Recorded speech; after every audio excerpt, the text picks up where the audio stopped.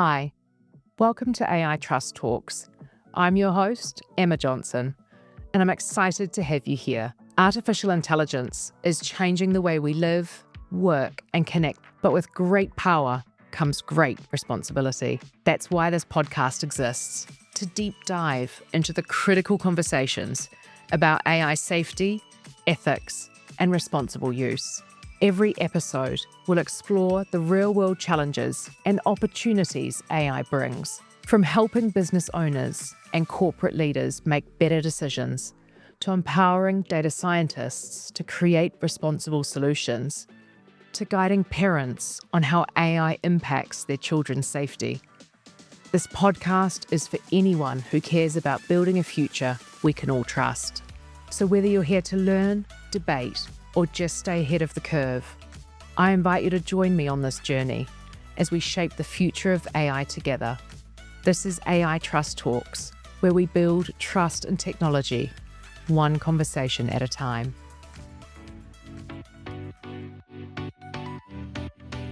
Maryam is a renowned expert in child protection and safeguarding, with over 15 years of experience in developing international child safeguarding standards and frameworks. As the founder and CEO of Child Safe Middle East, she's been instrumental in supporting organizations across Europe and the Middle East and Africa in implementing child protection measures aligned with the UN's Convention on the Rights of a Child. Her expertise spans consulting, policy development, training, and capacity building, ensuring that institutions create safe environments for children. She's worked with government entities, corporates, NGOs, and educational institutions, helping them integrate best practices in child safeguarding. Beyond her leadership at Child Safe Me, Maryam has played a pivotal role in global discussions on child protection. She served as a scientific chair at IPSCAN's Congress in Edinburgh and was a panelist speaker at COP28 in the UAE, where she addressed the importance of empowering vulnerable communities amid climate change. Her work extends to tackling emerging challenges, such as safeguarding children in the digital age, particularly in relation to artificial intelligence. With a deep commitment to child's rights advocacy, Maryam continues to lead efforts that shape policies and practices for a safer future for our children worldwide.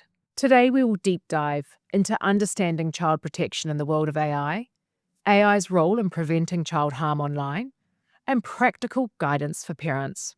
Please join us. Maryam, I am delighted to have you on AI Trust Talks today. Thank you so much for joining us on the important topic around child protection and safeguarding. Thank you, Emma, for having me. It's an absolute pleasure to be here with you. So I want to start off today. You have just signed your first law enforcement partnership with Dubai Police. Can you tell us a bit about that and what is happening with Child Safe Me, where it started, and what this partnership really means? Yes, so we are very excited about that partnership. It's been a journey. It wasn't an easy one. We have been working with Dubai Police for a few years now, and having them becoming a country partner in leading on child protection and child safeguarding, it's a big thing for us. And we are very happy because this is the first law enforcement organization joining as a country partner. So they will be leading the way, and we're hoping like they, as a role model, many will join and be inspired by this move. This is fantastic. And I know the partnership has been a long time coming.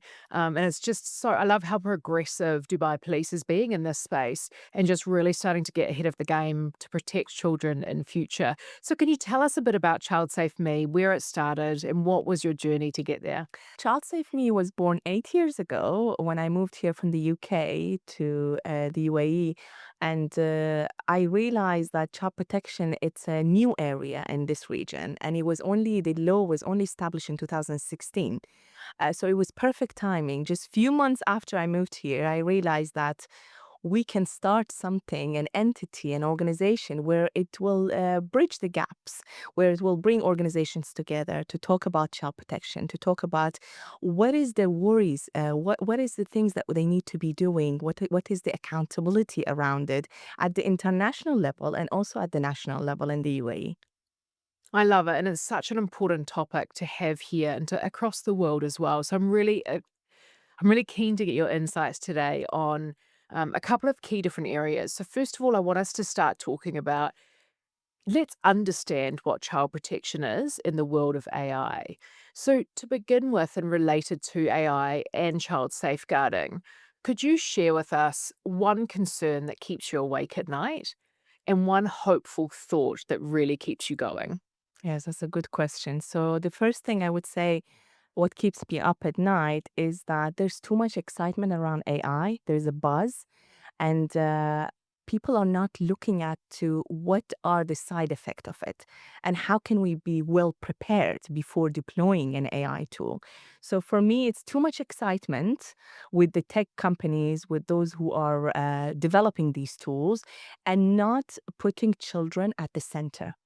So that's my worry, like children not being at the center of the design, at the center of developing those tools, but rather being at the end when things start going wrong. So that's my worry. And what I'm hopeful about, it's more that AI actually is transforming many things, especially the impact to education with children. But also at the same time, I mean, although AI is going to be great for the children, but we need to understand how do we ensure that children themselves, they are part of it. They are part of the conversation. They understand what does it mean, what is the impact it's having on them, and how can they benefit better from AI tools without going through the risks. So, Mariam, unfortunately, we've already seen some real life examples of where AI has caused harm to children. We've had a child in the US commit suicide because he became too familiar with a chatbot Yeah. and took the advice of the chatbot to commit suicide. These stories are evolving, and it's absolutely horrendous that we're starting to see this impact on our future generations and to have children at the table when we're developing these tools and making sure that we add them to our thought process and decision making. So, can you share some examples of AI driven tools that help prevent harm to children, specifically online safety and child exploitation? There is quite a few tools out there. There's the Microsoft DNA tool where it's helping caregivers, parents, and anyone who would like to find out more about how to flag inappropriate images, inappropriate content online. They use that tool. There's another tool by Google as well for parents and caregivers where they can use it. But I would say before even starting using those tools, it's more about the parents knowing what are the risks. And similarly, an organization has developed Thorn tool, AI tool, where they use it also to ensure that grooming content is flagged and any inappropriate content is also flagged around the topic of child protection. Yeah, you're right. And it's first off, parents need to understand the risks. Yes, They need to communicate with the children what those exactly. risks are Yeah, and really understand what children are up to online. Who are they yeah, talking to? What tools and applications are they using? yeah. And then have that extra buffer with actually using technology to help prevent harms. So, how is AI currently being used to safeguard children AI online and in the real world as well? So some law enforcement and government they started using AI tools for detecting grooming and detecting inappropriate content that is going on, and that has been very positive. But again, I wouldn't say everyone is using it. It's still there is a gap, but those who has have started using AI tools, it has shown that they can use AI for the positive impact in ensuring children are safeguarded and protected online. And this is reassuring that governments, law enforcement are starting to take these measures to protect children. So, what are some common misconceptions parents have about AI and child safety? It's an interesting question because I hear a lot of different thoughts on this topic. Some parents they are well against AI altogether. They say we don't want to learn about AI. We don't want children to use AI. Full stop. And I would say you can't do that. You know, AI is already everywhere, and children are using it. Uh, Even if you don't want them to use it, they are behind the scene. They are in different softwares, in educational tools, in gaming. So I would say to those parents, You need to ensure that your digital literacy is up to date when it comes to AI, and also to understand what are the benefits and the risks. You can't just lock a system from your daily life just because we are uncertain of how things can go. So that's one thing. The other things I speak to parents, they would say to me that, but AI is safe. It's been designed to help children through their education. I'm sure there won't be any problem with that. But then again, this is a misconception. You can't trust that an AI tools, because it's designed for educational purpose, it will be safe for kids. So always ensure that who has developed that tool, have they considered safeguarding and child protection when developing that tool, and did the children are the children aware of how to use this tool to better protect and safeguard themselves? Yeah. And do you think that children are really aware about the harms? How much education do we need to do with the children directly? I don't think so. I don't think they are aware of the harm. This is one, as again, going back to the excitement around AI and how people are really all talking about AI. We need to do this. We need to learn about it. We need to advance our life. But what about taking a step back? AI is great if you know how to use it. It's similar to when you buy a product or a TV or a device. You always read the booklet. I mean, I do that. I hope everyone else does. How to turn it on, how to turn it off. What if things go wrong? What do you do? Who do you speak to? Similarly, with AI tools, we need to do the same thing. There's nothing different about it. We need to learn it first ourselves as adults. Then, in terms of the communication with the children, in having that transparency, in telling the children, AI is great, but learn about your safety with using these tools first before starting using those platforms. Really good advice. It's really down to the parents to pick this up. So, what does responsible AI mean in the context of child safety and safeguarding?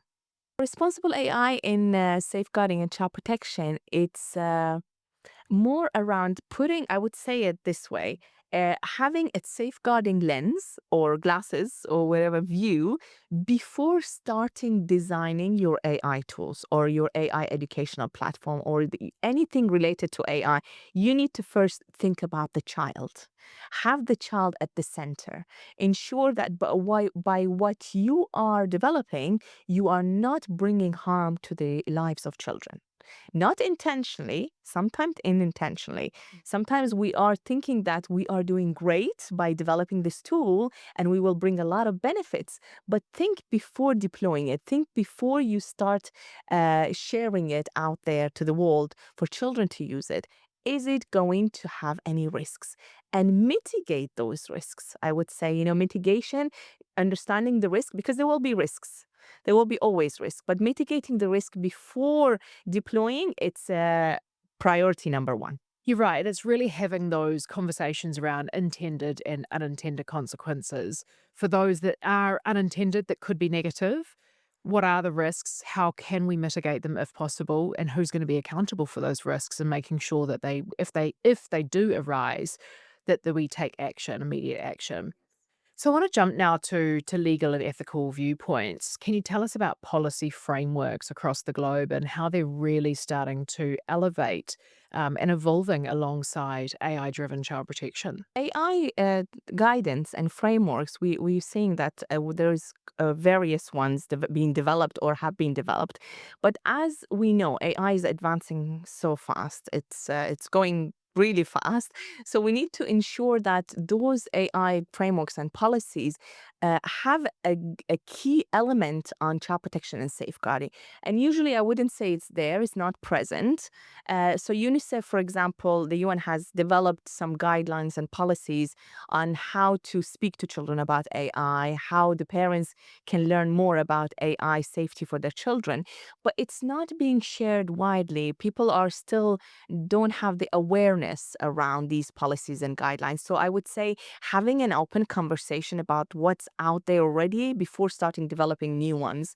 And as an example, in schools now we hear that there is a lot of educational platform using AI. So those educational platforms are being used to, for example, detect their their emotions, their well-being.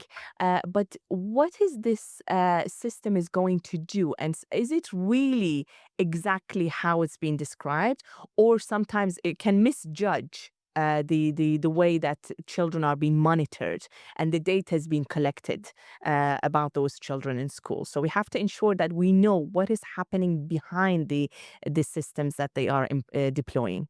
I was recently talking to someone who was saying that one of the schools was talking to parents around AI safety and the reasons why they have or have not rolled out any tools. And I think that communication with parents as well, directly from the schools, is really, really important. Just keep that active communication going to really give parents the ideas of what they need to look out for their children, but also to understand what their children are using when it comes to school as well. Yeah, exactly. With AI, we were already struggling with online safety for children. I would say for the past more than 15 years that I've been working in child protection and child safeguarding, we have been struggling with how to safeguard children online. And this is just the online side of things without the AI. Now it's everything is about AI. So I would say this is the high risk, it's a high risk things. Without knowing what your children are getting into, it's a high risk in terms of safeguarding and child protection. So definitely for sure, like parents, they need to start understanding what is the impact on their well-being and also on their children's well-being. Yeah, that's a really important point about the child's well-being. We've kind of talked about the Yes. protection, and some people feel that that's or might interpret that as physical protection, online safety, as you say, but the actual Yes. well-being of a child to use these technologies, reflecting back on the sad situation we've already had with a child online. So I want to kind of deep dive now into the actual AI failures and challenges that we have. So has AI ever gotten child protection wrong? And what happens when a system misclassifies harmful content? Yes, I would say there has been a lot of systems where they failed child protection and AI. First of all, not even considering child protection right from the beginning, rather coming at it when things start going wrong, which is not what we want. So, for example, YouTube, if we're talking about YouTube, so if the title of your video it's safe or it's okay, it's appropriate, then the content of that video will not be flagged even if it's inappropriate language for children. So I would say having describing child protection and child safeguarding in AI tools for detection of inappropriate content can sometimes go wrong if you don't collaborate with child well-being people, if you don't have someone who is going to look at it from the child center point of view, or even if you don't have children part of your development, because child participation is a gap. It's not just only in AI, in many things we develop things for children without children being present, and for me this is unacceptable, because if we're developing something for a community or for children, we need to hear them, we need to see what is it that they have to say. Do they have a view on what we are going to develop for them? So that's a gap, I would say. It's when it comes to tech companies and platforms where they failed child protection in AI. And I know we were talking recently about an example of a local university developing a tool specifically for content moderation in YouTube. So there are things coming through the pipeline. It's just not actively used as much as it should be. Yes, and it's also about bridging these informations, having those information somewhere that people can. We talk to so many organizations. So where can we find about this information? How do we understand more about it? It's about connecting the dots. We need to ensure that parents, educators, law enforcement, healthcare providers, different communities connect together to understand what is child protection and safeguarding and how each of us can have a role to play. It's not just the role of the parents, it's not just the role of the teachers, it's everyone's role. It's similar to when we go back to safeguarding and child protection. It doesn't stay with one entity. It's very important to understand that we need to share the roles and responsibilities. We need to ensure that children are protected from every angle in our society and community. I remember when we did a session for children aged between about 5 and 13, I think it Yes. was, and you had the circle of trust that I was getting children to have where you had printouts of people in communities that they'd come across and got the children to say whether that particular person would be in their circle of trust or not. And this is kind of coming to life more when we talk about AI and who do we have in that circle that's really being the right advisor to say this is what you should do and shouldn't do when it comes to children online, and specifically with AI usage as well in that development cycle. Yes, precisely, because that's the beginning of it, at the age of 3, 4, where you start talking about these things, it's creating that bonding. You can't leave it until your children are teenagers. You can't start having a conversation about their safety when they are 14 or 13. You need to start early at that age. And people say sometimes, but we might scare them. We might put them more at a fearful emotion. But actually using child-friendly material similar to the exercise that we did with the kids, I still remember some parents come back to me and say, Mariam, this was the greatest tool that we started at that age because our children still remember the circle of safety. So we can do the same with online. Online, there's more risks. We don't know who are these people on the video gamings that the children are playing with, what types of content is being exchanged, what are the data that is being collected from those children and the information being shared by those children. So how do we underestimate the power of AI when it comes to the risks and thinking only about the face-to-face interaction, and how do we protect children, how to cross the road and who to speak to at the school or outside the school? It's a whole different conversation. Correct, it is. It is fascinating to see, like, the exercises that we did in person so many Yes. years ago and what that meant then and what the risks we were trying to address then, which was really that in-person human to human, now moving to the risks of online and to AI as well. It definitely brings a whole new conversation to it. What gives you hope about the future of AI and children's safety? I would say using AI to protect children, it's a great thing. We can start doing more of that, but we need to collaborate. We need to have cross collaboration in order to use those tools to protect children, because it has shown that if used properly, we can protect and safeguard children. So that's my hope with AI, not just getting excited about having it, but about how to use it and protect children through it. In the next segment, we'll cover off AI's role in preventing child harm online. Stay tuned for the next session. That's it for today's episode of AI Trust Talks. I hope this conversation has sparked new insights and empowered you to think critically about the role of AI in our lives. Together, we have the power to shape the future where technology serves humanity responsibly and ethically. If you have found this episode valuable, don't forget to subscribe, share, and join the conversation. Your voice matters in building a trusted AI future. Until next time, stay curious, stay informed, and let's keep building trust in technology, one conversation at a time.